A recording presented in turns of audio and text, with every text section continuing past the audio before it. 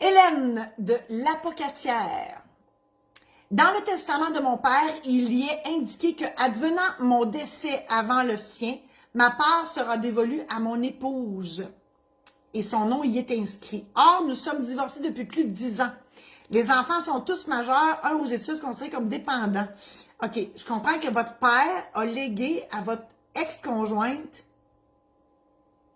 Faut-moi pourquoi, je sais pas, on dirait que ça ne marche pas dans ma tête, mais il y a le droit, là. Bon, OK, fait que c'est ça. La question, est-ce que nous devons faire modifier le testament pour que ce soit les enfants et non elle qui reçoivent ma part advenant mon décès? OK, je viens de comprendre. Avant mon père. OK, oui, je comprends. OK. Donc, votre père, je traduis, votre père a fait un testament, il vous lègue tout à vous.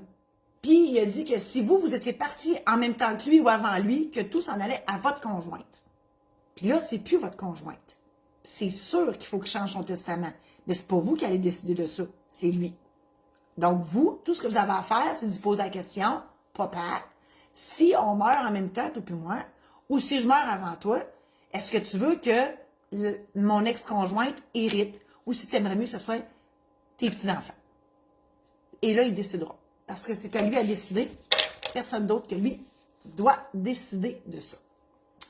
Deuxième question. Est-ce que le fils considéré comme dépendant, donc je comprends que c'est votre fils à vous, qu'il est aux études, il en a encore pour 3 ans, serait privé de sa part advenant qu'il ait à hériter à plus ou moins court terme? Je comprends pas trop la question, mais en fait, souvent, on m'a parlé dans mes testaments à moi là, que je fais, souvent on détermine un âge auquel les enfants vont toucher à ça, même enfants adultes. L'âge que je vois le plus souvent, c'est 25 ans. Donc, ça permet aux liquidateurs de gérer ça pour qu'il y en ait le plus et le plus longtemps possible. Mais oui, on en donne pour les études, les faire vivre.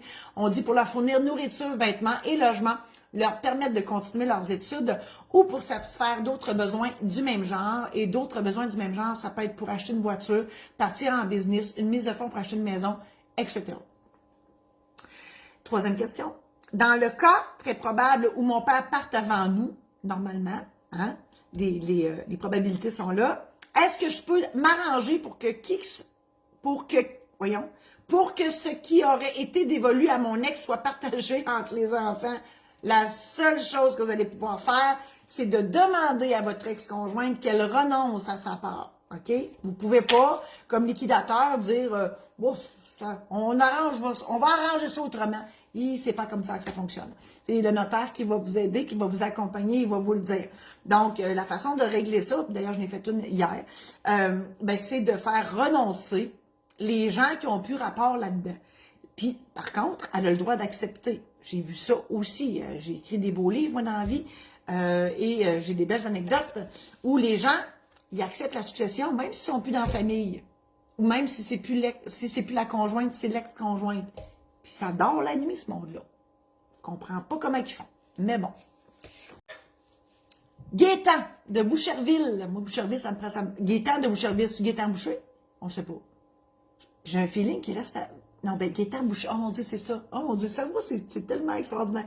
Gaétan Boucher de... Moi, j'ai vu Gaétan de Boucherville. Tout de suite, penser à Gaétan Boucher, le patineur de vitesse, là. On le salue.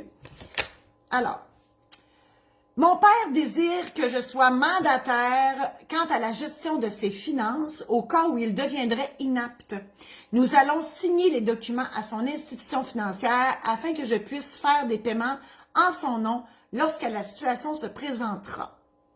Première question. Le fait de poser ce geste, cela me lie-t-il de quelque façon que ce soit à la succession? Et là, vous mêlez plein d'affaires, mon Gaétan. Premièrement, une procuration bancaire n'aura plus d'effet au moment où votre père va devenir inapte. Une procuration, c'est un dédoublement de vos pouvoirs. Donc, votre père a ses pouvoirs. Acheter, vendre, transiger, opération bancaire, rapport d'impôt, etc. Il vous dédouble ces pouvoirs-là en votre faveur. Donc, vous êtes 2 personnes à pouvoir jouer sur son patrimoine. Le jour où votre père est déclaré inapte, il perd ses pouvoirs. Il ne peut plus vous les dédoubler. Donc, c'est pour ça que la procuration tombe. Alors là, la procuration que vous avez signée à la banque va s'appliquer durant l'aptitude de votre père. Donc, votre père doit avoir toute sa tête, mais ça se peut que ça ne tente plus là, de se promener puis d'aller faire des commissions, etc. C'est à ça que ça sert la procuration. Donc, le jour où il tombe inapte, on dit tomber inapte, devient inapte, là, on devra homologuer le mandat s'il y en a un ou lui ouvrir un régime de protection. Là, vous me posez une question sur la succession. Ben, ça vous lit pas pantoute parce que on ne connaît pas la teneur de son testament. Parce que là, on parle d'inaptitude. Donc, c'est deux choses différentes, l'inaptitude puis le décès, là. Faut pas mêler les affaires. Donc, peut-être que vous êtes nommé liquidateur dans son testament. On ne le sait pas, il n'est pas mort encore. Hein? Il y a beaucoup de monde, moi, qui m'appelle. La personne est encore en vie. Elle est sur le bord de s'en aller. Puis il m'appelle. Mais non, je peux pas. On ne peut pas ouvrir un testament avant que la personne soit décédée. Deuxième question. Je ne désire en aucun cas être son exécuteur testamentaire. Je fais une parenthèse, on appelle ça maintenant un liquidateur. Et j'irai même le notifier par un notarié à son décès afin de m'y soustraire. Est-ce une démarche légitime et légale? Oui. Mais, là, ce que je comprends, c'est que vous êtes liquidateur. Donc, par contre, vous ne pourrez pas faire ça de son vivant. La charge de liquidateur arrive que lorsque la personne décède. OK? Parce que votre père, là, il peut changer son testament quand il veut. Fait que ça se peut qu'il vous aviez nommé en 1900 tranquille, puis qu'en 2022, ben, que ça soit une autre personne, puis qu'il ne vous l'ait pas dit. Donc, chose certaine, on peut toujours renoncer à la charge de liquidateur comme à la charge de mandataire. Toutes ces charges-là ne sont pas obligatoires, mais on doit y renoncer clairement. Voilà, alors je vous réitère l'invitation de visiter mon site internet marie-josée-saint-laurent.com où je vous offre des programmes en ligne dans lesquels je vous explique en long et en large et en travers tout ce qu'on doit faire, tout ce qu'on doit savoir avant de faire son testament, mandat d'inaptitude, aide médicale à mourir. L'aide médicale à mourir, c'est un bonus si vous prenez le programme en ligne de testament, on vous le donne en bonus.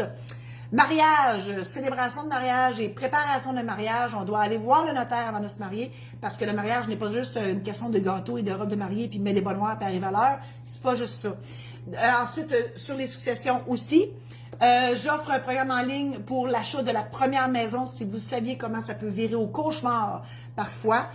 Donc, il faut connaître, avoir toutes les informations en main pour se faire une tête sur tout ce processus-là.